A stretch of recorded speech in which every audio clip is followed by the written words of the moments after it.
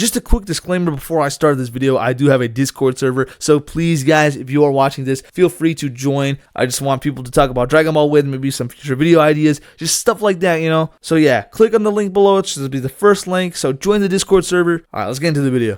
Dragon Ball and Naruto, two of the biggest anime franchises of all time. While the two are almost polar opposites in terms of story, characters, themes, powers, and more, there's one similarity that I just can't ignore: the classes / ranks that each family or race has in their respective verses. With Naruto, it's usually the clans and the powers that come with each respective clan. With the Uchiha clan, they have the Sharingan as well as an adaptability to fire-style jutsu. With the Hyuga clan, they have the Byakugan and the air palm techniques. With the Haruno clan, they're basically useless. And the list goes on and on with the specialties of each of these clans. There's also political struggle as well as power struggle between each and every one of them. This makes it even more intricate and more diverse so the story can expand on them in the future. And now we get onto Dragon Ball. Now while there aren't many family clans inside of Dragon Ball, the closest thing to that specifically is the fighting schools. The problem is that fighting schools were dropped around the time OG Dragon Ball ended. So then what's the closest thing to these clans in Naruto? The races and species inside of Dragon Ball. While there are only about 2 races inside of Naruto, being human and Otsutsuki, Dragon Ball has a plethora of these races and species, each to their own distinct characteristics, traits, strengths, weaknesses, and powers. And just like Naruto, some are stronger than others. So I wanted to compare the two today. Find out which ones are more impactful to the series, which ones have a lasting impression on the characters and story, and which ones absolutely solo their verses. We're going to be organizing these in terms of points. So we're going to go through each topic and compare Dragon Ball's aspects of that topic to Naruto's. Then we're going to see who ultimately comes out as the victor. Let's get into round 1. Now if we're going to correctly power scale each of these races and clans in terms of their strength potential, battle capabilities, and more, we'll need to first go through every single one of them to figure out which ones are the strongest and which ones are the weakest. The weakest race in Dragon Ball is quite easy because it's obviously the humans. No, I'm not going to go into depth on every single race inside of the verse because there are other ones that have different strengths and capabilities, like our own universe. But for a fight specifically, the races that partake in the Budokai Tenkaichi are usually the weakest because they're humans, or earthlings as described in the show. Only the ones that have studied from some of the hardest schools and have learned how to use ki to manipulate it to their own advantage are the strongest humans. And even then, once Krillin and the others soar into the depths of space and travel into Namek, they encounter alien beings the likes of which are far stronger than them through sheer power. No matter how hard Krillin, Tien, Yamcha, and the others trained, the barrier of power was simply too much based off of birth rate and not on training potential. But despite all of these factors, the warriors put themselves on the front lines, acting as Earth's primary defense, showing no fear while hiding it inside of themselves because they know that they cannot have a lasting impact on the adversary they're versing. The humans also have the absolute ability to learn any ki attack they want. So long as it meets the requirements of their race, the opportunities are limitless. They probably cannot use portals that are used by the Porcupine race shown in Dragon Ball Super. They probably can't use any absorption powers used by the androids in Cell. But other than that, they can learn special moves like the Kamehameha, Kianzan, Kaioken, and more. They may even potentially be able to use magic, because we've seen characters in the past of all different kinds of races use magic to their advantage. So altogether, the humans are very skillful. But it's their lack of strength in their species and the raw power that they possess which holds them back. While there are a lot of other races in Dragon Ball that may be subjectively weaker than the humans, there's no doubt that there is a genuine power scale between the clans of Naruto. Clans in Naruto have existed since the birth of its world, with the Otsutsuki clan being the headmaster of all the other races and clans. They pretty much stand on top of the entire food chain. They gave birth to the Uchiha, Senju, Hyuga clan, and more. The strongest clan that came out of the father was the Uchiha clan. Uchiha have insane visual prowess. They can perform many different feats and strengths once they unlock Mangekyo Sharingan, not to mention a natural ability of fire-style jutsu as well as a rich history in terms of their bloodline. Other clans followed suit with the Yamanaka clan, the Nara clan, the Uzumaki clan, the Aburami clan, the Sarutobi clan, and more. All of these clans have their own history, style of fighting, tendency of battle, and more. But when it comes down to the weakest, it begs the question, are any of the clans necessarily weak? Well, yes, there is one. It's non-canon in the manga because it comes comes from a filler arc, but it was confirmed by the original author. The Iburi clan was an arc in Naruto Shippuden about the clan that is stuck within the caves of the Land of the Waves. This clan was brought to life by Orochimaru, and they have been suffering ever since. The Iburi clan's special ability is that they can turn their entire bodies into smoke. The problem with this ability is that they cannot control it, and their entire body literally becomes smoke. So if they were to be taken apart by the wind, their entire body would be taken apart as well. Only their leader, Gota, had a little bit of control over his abilities, and even then, the mindset of the entire clan is that they need to be cautious and timid about every single thing in life. This made it so that they cannot progress as a clan or as a family. They have no elite warriors, no history, they have no Kikigenkai, and they live purely off of fear, meaning they cannot pursue anything of their desires or aspirations. They live in a cave and they have no hope. Alright, that's a bit dark. If you guys want to know, Naruto comes and saves the day. So, yeah, they live happily ever after. Now, if we were to assign the first point of this topic, it would obviously go to Dragon Ball. It goes without saying that the weakest Dragon Ball characters can absolutely destroy the strongest Naruto characters. But assuming that we're going solely off of skill and historic strength, then the humans in Dragon Ball would still win. A lot of the times in Dragon Ball arcs, we usually don't see the humans kick the tides, but they're the ones navigating the waves for our main cast to deliver the final blow. Nappa, Vegeta, Frieza, and more villains would never be able to be defeated if it weren't for the likes of Yamcha, Krillin, Tien, and more. To be honest, comparing these two almost feels unfair because of the Iburi clan. They are hardly fighters and they solely rely on their own fear for their survival. And while we see Krillin do that in his own right in the Frieza saga, he has the option to act on it with all the might he has. So the first round goes to Dragon Ball. Alright, now that we've properly scaled the entire verses in terms of how strong they are based on their weakest to strongest, we can now go into why that is, or why the strongest are the strongest. If there's one thing that the strongest races in Dragon Ball and the most powerful clans in Naruto have in common, it's their innate or biological advantages that they have over all the other adversaries that they face. However, it's not just the physical advantages that put them at the forefront of their universes. It's their unorthodox abilities or the use of them that set the tone for their entire reputation. The true top of the food chain that has set unprecedented levels of discourse in each of their verses. Some abilities are stronger than others, of course, but we have to find out which verse ultimately has the most diverse arsenal in their entire race or clan. First of all, let's go over the cream of the crop in terms of the Dragon Ball universe. Without a doubt, the strongest race in the entire multiverse goes to the Frost Demon race, better known as the Frieza race if you played Xenoverse. These species act a lot like Namekians in terms of how they're born. One parent gives birth to one child and it repeats based on that exact genealogy. Before Frieza, it was King Cold, and before King Cold, it was Chilled.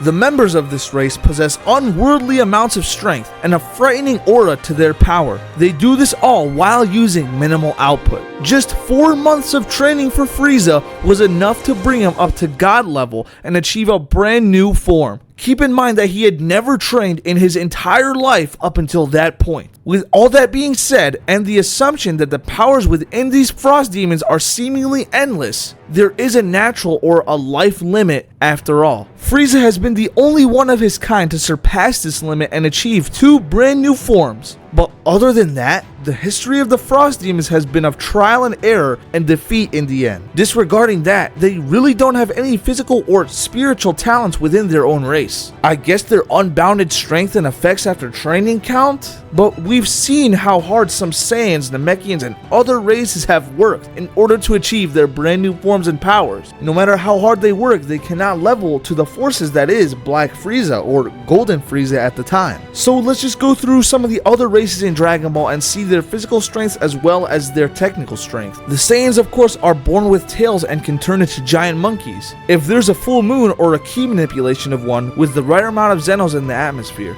They also have an ability called the Zenkai boost, which grants them a huge boost in power after a near-death experience or battle. The injuries they sustain cannot be from themselves and they have to be from somebody else through battle in order to heal up and achieve a Zenkai boost. Then, with enough S cells unlocked in one Saiyan's body through rage, he can achieve Super Saiyan transformations. These transformations grant immense physical strength and a huge boost to their power, ranging from 50 times all the way up to 150 with Super Saiyan 2. There are other forms that can be used in tandem with God Ki, but the other races also have access to that as well, so we're not going to really count that. Aside from Super Saiyan Blue, which is the Super Saiyan transformation, but that already counts with my, previous point. All in all, Saiyans are going below Frieza's race. There's just not enough to go on that allows the Saiyans to have the edge on any sort of Frieza race. No matter how many transformations the Saiyans can possibly climb up to, the Frost Demons simply have a keen ability to train hard and reap the benefits 10 times more than any other species. And now continuing on to Naruto, there are only 2 types of species as previously mentioned, the Otsutsukis and the humans. But we're going over clans with Naruto. The Otsutsuki clan has access to the Rinnegan and basically every single new eye formed in the Boruto universe. The Tensenegan, I forgot what it does, and the Jogan, which allows you to access space-time chakra. I believe that's what it's called. I don't have a script for this portion, so yeah, we're just gonna go for it. The Otsutsukis can transfer their consciences onto humans, but it comes at the cost of taking their own bodies away. Other than that, they have all the kinds of jutsu that you can ever think of, as well as the strongest bloodline and the strongest eyes. However, they cannot perform special genjutsu like the Uchiha clan, which is known for the Izanagi,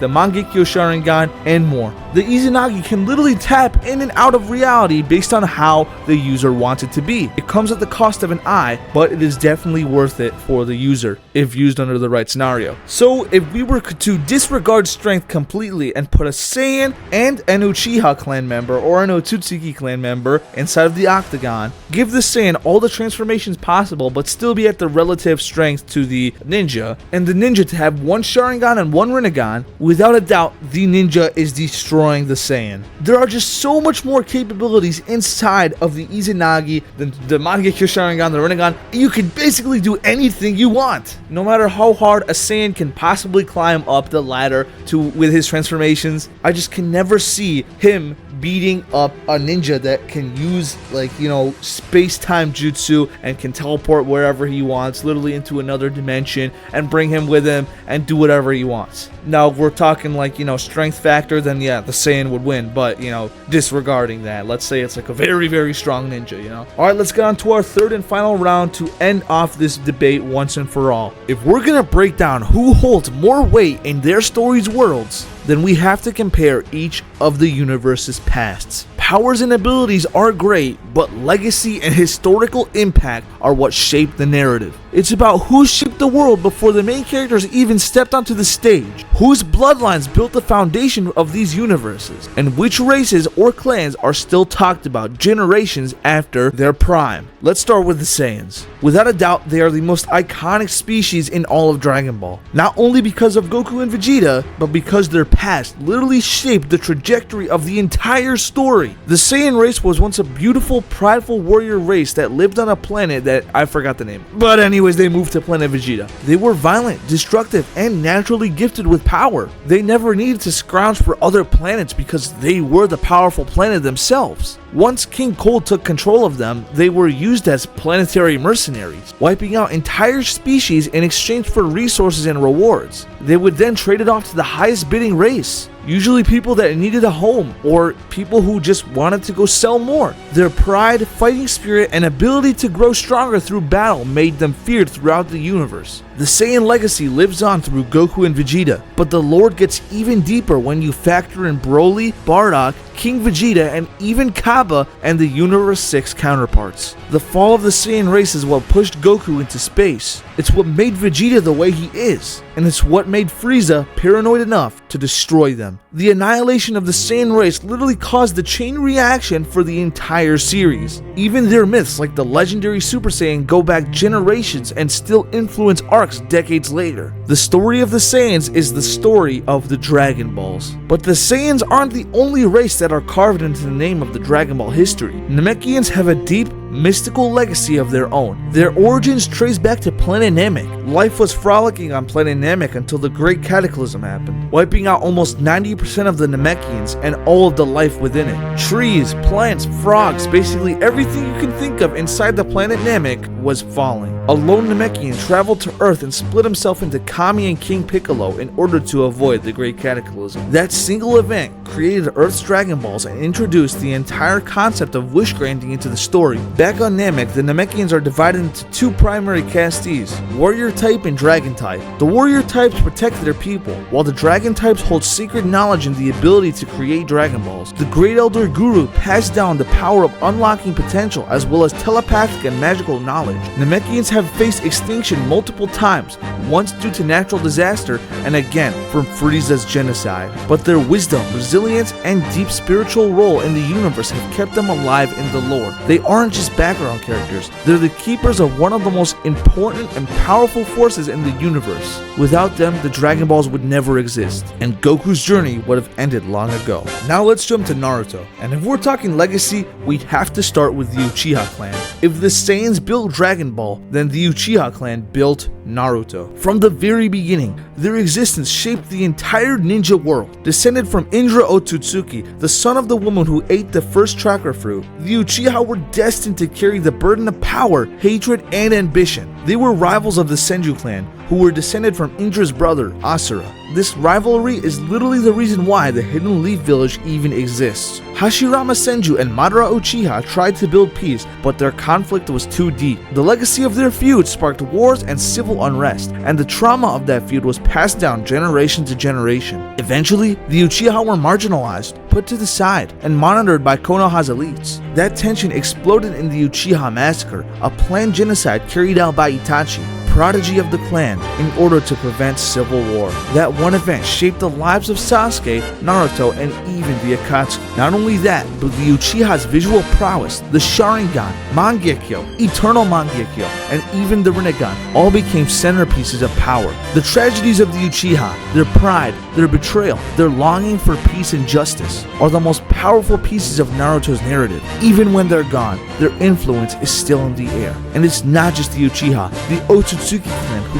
predate even the Uchiha and Senju, were literal gods among men. Their manipulation of chakra, their celestial origin, and their desire to farm chakra trees made them not just ancient threats, but divine ones. Kaguya Hagoromo and Hamura, they both shaped the world's chakra system. Hagoromo created Ninshu, the philosophy that would later become ninjutsu. That's the backbone of the entire shinobi world. So even before any wars or villages, it was the clans, their bloodlines and conflicts that wrote the story of Naruto. If we're talking sheer historical impact, both universes have defining bloodlines. But in terms of shaping their stories from past to present and leaving a deep imprint on the main cast, Naruto seems to be at the forefront of it all. The Saiyan legacy fuels Dragon Ball's present-day arcs, while the Uchiha and Otsutsuki legacies still haunt Naruto's world long after the wars have ended. While both of the stories have something to admire about for their perspective on atrocities and how each main cast responds to it, there's something just so much more impactful about Naruto, especially with the Uchiha lore and how they were fated to annihilation by the hands of one of their own, and how this one action changed the entire course of the world building, scenes, character goals, powers, enemies. I can just go on and on. A lot of time in Dragon Ball stuff just happens. There's no build up to the story or the lore, and especially in the newer material, it can often feel disconnected and frustrating to watch it sometimes, because we see the same characters do the same song and dance over and over again. That's why the Frieza saga is by far my favorite in the entire series. It branches off of the Saiyan saga, and everything happens in that arc as a result of the actions of both the Earthlings and the Saiyans. Naruto has this for most of the time. Its pacing is downright horrendous, and it feels like it's just skipping character arcs at certain times. But in terms of the pasts of each clan and how they began disputes among nations and the horrors that followed are just so interesting to see unfold. Naruto has been the inspiration of backstories and lore for decades. Without a doubt, they win the test of time and endurance against Dragon Ball, thus they win the final round, making Naruto the winner. So there you have it. The fire-breathing ninjas beat the flying screaming monkey. This video was honestly really fun to make, but it did take a while. Like really, it did take a while. It's probably like the video I spent the most time on, as you guys can clearly tell. Consider subscribing so you can see more videos like this one in the future, and let me know in the comments, guys. Please comment down below what kind of videos you want to see. I will respond to all of you guys, or as many of you as I can. I just want to make great videos for you guys. I want to, you know, yeah, that's it. I just want to make good videos. Also, join the Discord. I did